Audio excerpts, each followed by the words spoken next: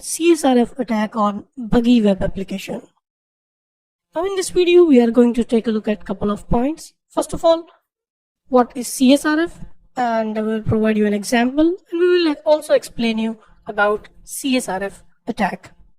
So guys, we need to start the Kali Linux operating system, and inside Kali Linux operating system we need to open multi-relay framework so that we can perform CSRF attack.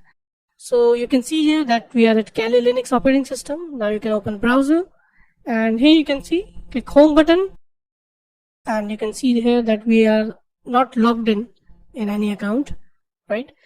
So I will show you here that how you can perform CSRF. Now what you need to do here, simply you can select 2013 OWASP, then you can select A8, and then you can simply click on the blog. So here you can see this is the add to your blog option here, right? And we will perform CSRF attack on this particular page.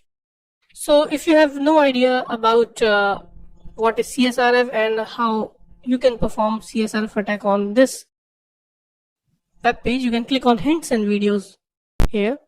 So let me click here, and you can click CSRF inside it. So you can see here that this is CSRF attack, and this is the overview that what is CSRF. So you can read here that cross-site request forgery may occur when an attacker is able to run script into the browser. So it happens when attacker tries to insert a script, malicious script, in the user's browser. And that is basically CSRF. If you come down, then you will see these different kind of codes available here, right? Different kind of examples, but we will take one of them. For example, this one, you can see this example, which is force someone to register without their consent using a silent AJAX request.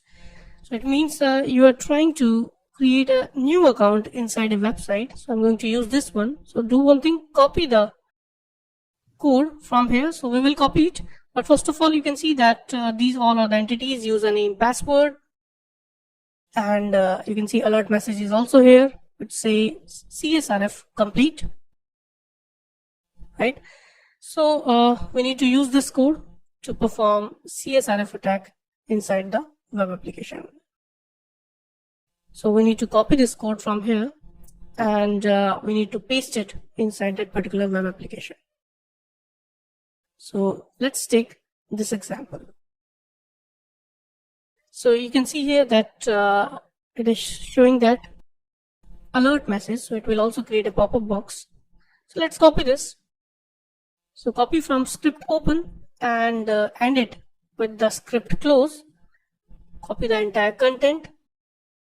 Yeah, till here you can copy, and right click here, click copy, come to click hints and videos, close it.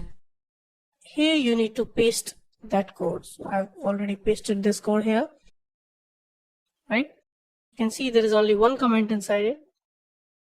Now what I need to do, I need to change the parameters inside it. For example, username, password, as well as signature is available here. So let me edit them, right? For example, my username is John, right? So I will try to insert the username inside it. So for example, your username is John, type here, and you can type any password. For example, password is also basically 123, or you can type John, doesn't matter. And here in signature you can type John is John.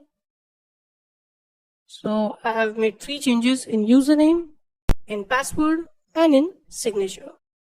Now if you come down, so you will see the alert message here, which will create a pop-up box, right? Now everything is set now, so you just need to click on save log entry.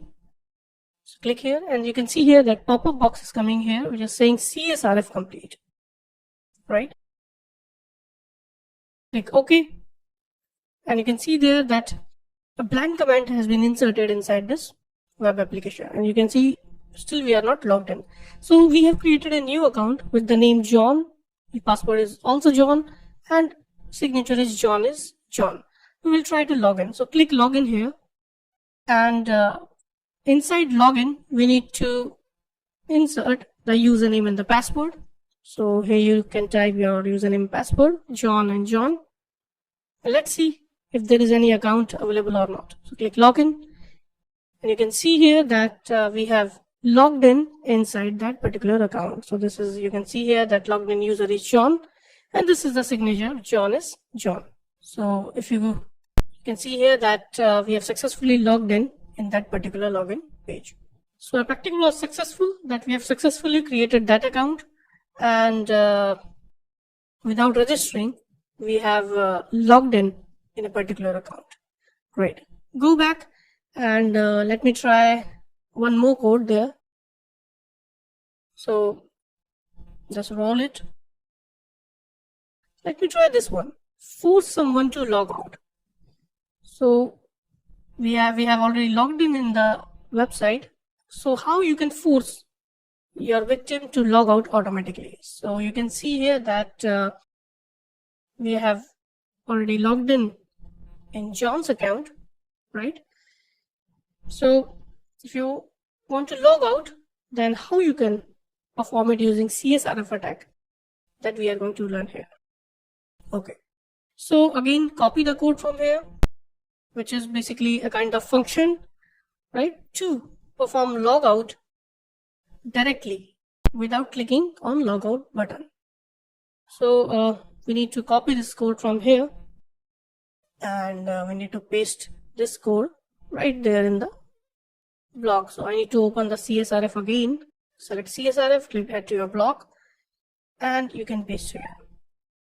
This is the code, very simple code, which can simply log out from this John's account. Okay, so everything is set here. Now you can click on save log entry, and if you can see here, you can see here that a new comment has been inserted. You are still logged in, but a new comment has been inserted.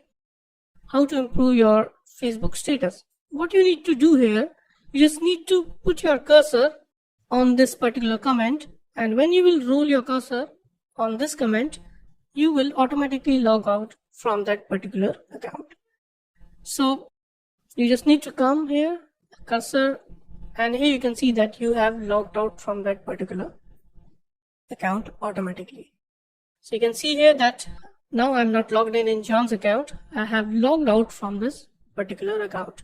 So that was a great example of CSRF attack, that how you can perform CSRF attack and how you can force someone to log out from that particular account. These are the two examples that I have provided you regarding cross-site request forgery attack. Now let's talk about the section summary. So what we have learned in this section, first of all, we have learned about XSS attack overview. Then we have learned about XSS attack examples. Then later we have learned about cross-site request forgery attack introduction. And then finally we have performed practicals on cross-site request forgery. So this is all about this section, and in the next section we will learn about website pen testing, other major web attacks.